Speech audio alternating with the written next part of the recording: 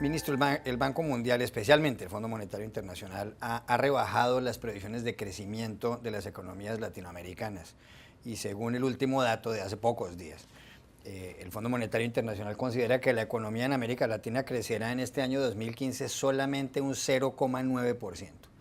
Hay países que crecerán bastante, por ejemplo Bolivia, según la previsión, crecerá un 4,3% su economía, el Paraguay un 4%, el Perú un 3,8% y después está Colombia con un 3,4%. Más atrás está, por ejemplo, Chile con un 2,7%.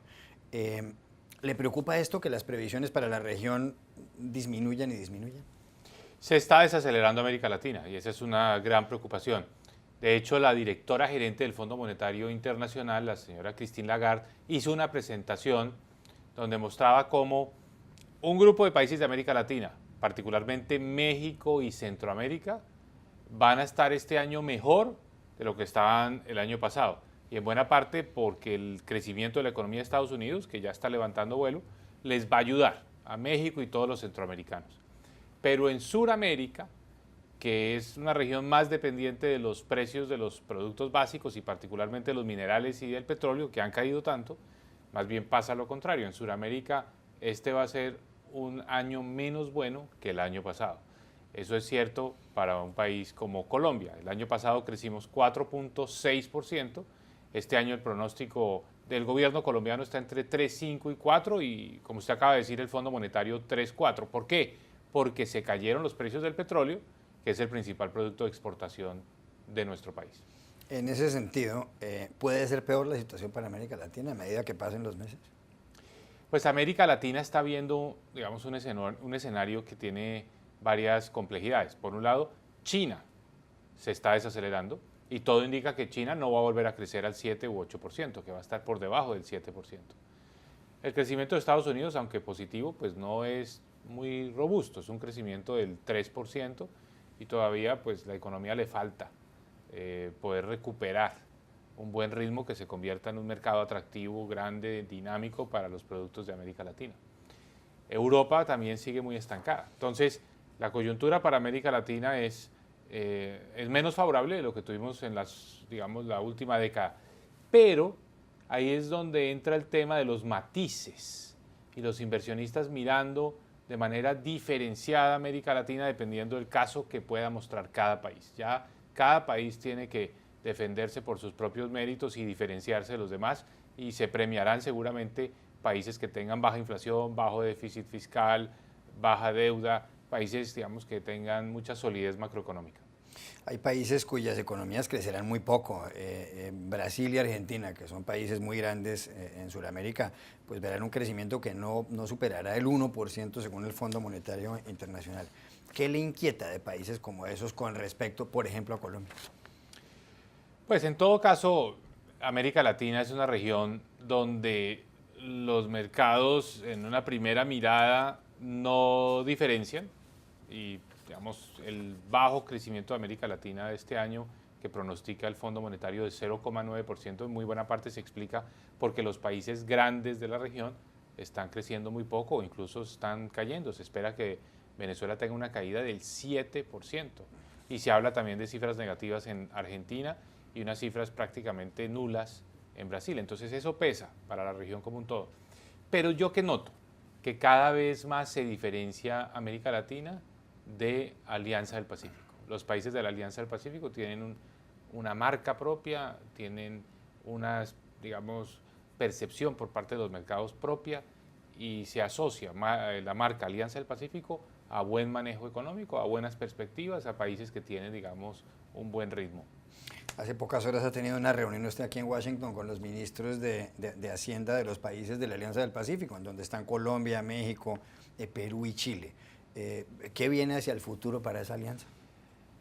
La alianza tiene una agenda enorme por delante y los ministros de Hacienda de los 4 países acordamos que vamos a seguir trabajando en 3 áreas. Una, integración de los mercados de capitales. Hoy es posible que se intercambien acciones bursátiles inscritas en la Bolsa de México, en la Bolsa de Colombia, en la Bolsa de Lima y en la Bolsa de Santiago, por parte de los comisionistas de bolsa que operan en cada uno de los países. Este es un mercado integrado. pero eso es solo para acciones. Tenemos que ampliarlo a bonos, que sean más instrumentos financieros los que se integran. Tenemos que hacer algo muy importante, y es que si usted está ahorrando para una pensión a través de un fondo en Colombia y se va a trabajar a otro país de la Alianza del Pacífico, pueda llevarse también ese ahorro pensional, la portabilidad de las pensiones, y que los fondos de pensiones consideren como inversiones nacionales, locales, las de su país, más las que tengan en los demás países de la Alianza del Pacífico. Digamos, tema de integración de mercados de capitales. Pero algo muy importante, el futuro de nuestros países depende en gran medida, en materia económica, de la inversión en infraestructura. Es el gran cuello de botella, es lo que va a mantener un buen ritmo de crecimiento en países como Colombia. Para eso necesitamos financiamiento. Estamos trabajando en la creación de un fondo, no tan grande como el que acaban de crear los chinos, el Banco Asiático de Infraestructura, pero sí algo que le dé al mundo la posibilidad de invertir en infraestructura en los 4 países de la Alianza del Pacífico. Quiero hablarle sobre Colombia, porque el Fondo Monetario Internacional en octubre había dicho que la economía colombiana iba a crecer más del 4%, un poco más del 4%. En enero dijo que en el 2015 crecería un 3,8% y ahora en abril ha dicho que crecerá un 3,4%. ¿Esa tendencia puede seguir en la misma línea y va a resultar que a principios del año entrante nos enteraremos de que la cosa fue más grave, o usted cree que eso puede detenerse? Estamos en un cambio de escenario económico, que es esos momentos en los que los modelos se vuelven malos para predecir. Como decía Lincoln, más que dedicarnos a predecir el futuro, dediquémonos a construirlo. Y aquí necesitamos todos trabajar con este nuevo escenario, que es bajos precios del petróleo, posibilidades de que en Estados Unidos suban las tasas de interés.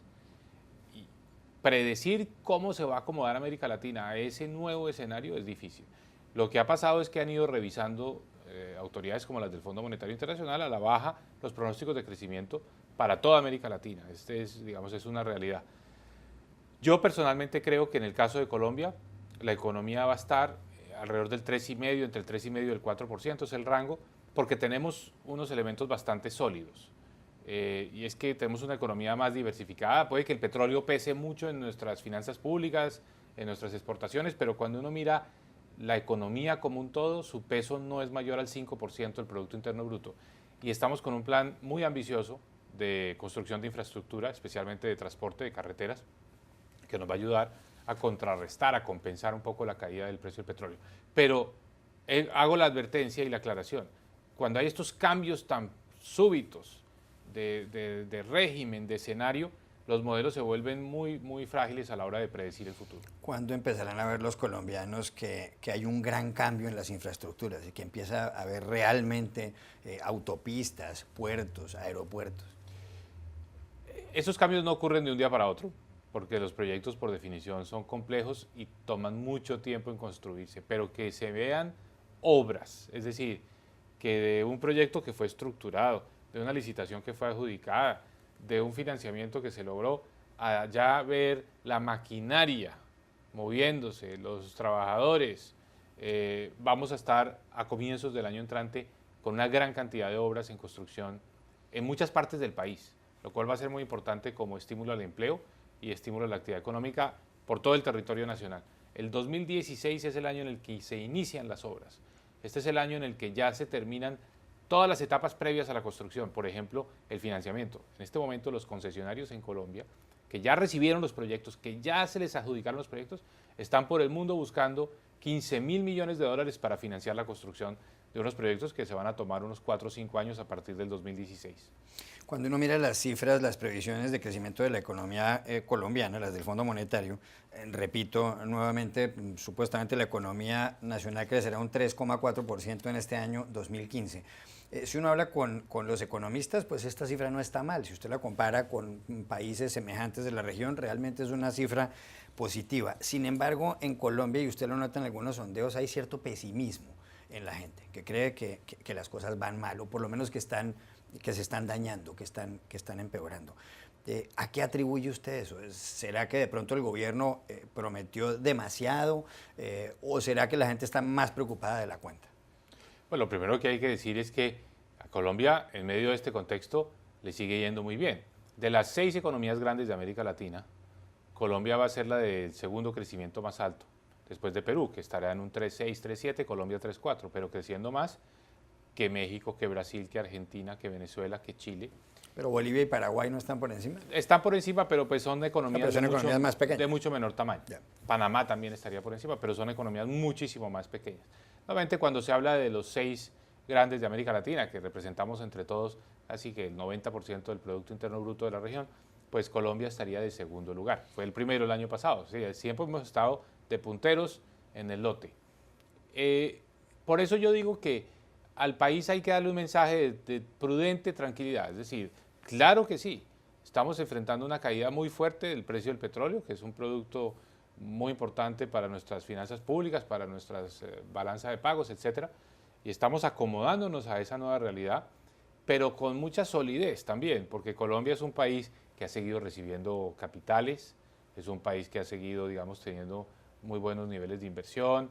Entonces la confianza es fundamental y es muy importante que el país vea que, pues sí, se está adaptando, se está acomodando, está asimilando esa caída del precio del petróleo, pero que puede mantener un buen ritmo y que puede mantener un ritmo de crecimiento que es de los mejores de América Latina.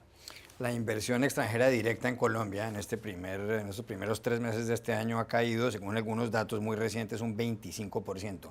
Inversión extranjera directa y también en lo que llaman los economistas el portafolio. ¿Por qué se produce esto? ¿Es por desconfianza? ¿Es porque el proceso de paz que lleva adelante el presidente Juan Manuel Santos con el grupo guerrillero de las FARC no ha tenido hasta ahora resultados? ¿Es porque la carga tributaria es demasiado alta para las compañías? No.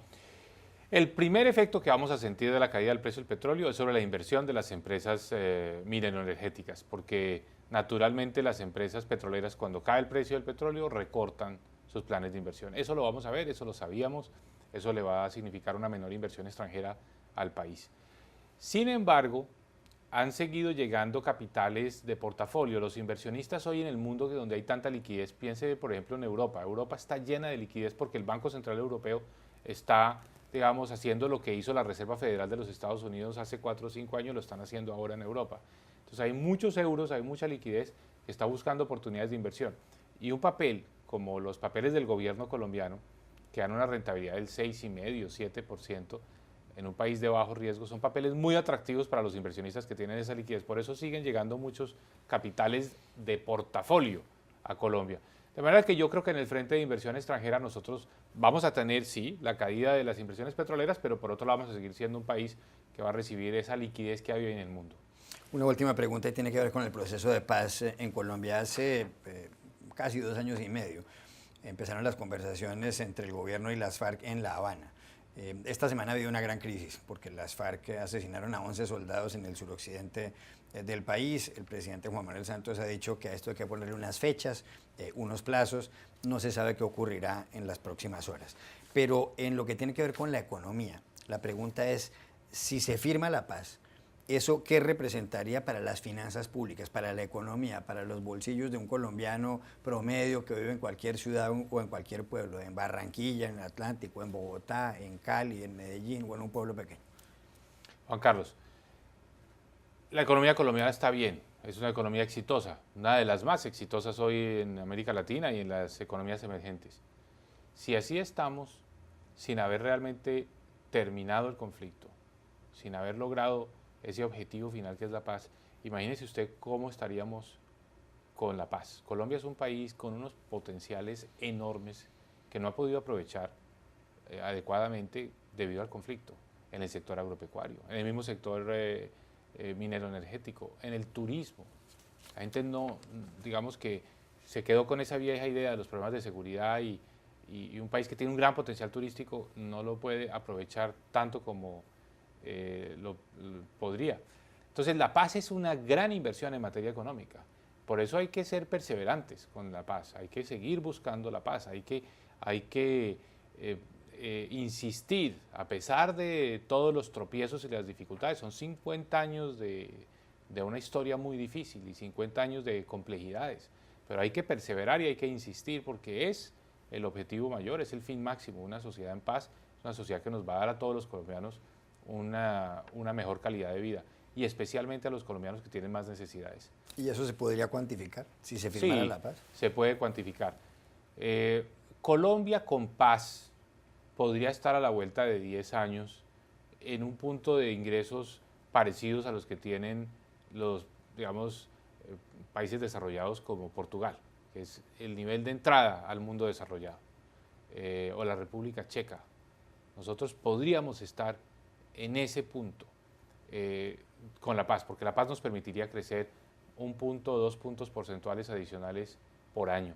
Eso tiene un enorme dividendo económico, además de mejorar la calidad de vida de las personas, además de lo que significa para nosotros, los colombianos, vivir en una sociedad en paz, el dividendo económico. Claro, la paz también va a costar, porque hay compromisos, hay necesidad de hacer más inversiones, vamos a tener que hacer una gran transformación en muchos sectores, especialmente en las zonas rurales, pero la paz se paga en cierto sentido sola, por los dividendos que ella misma genera.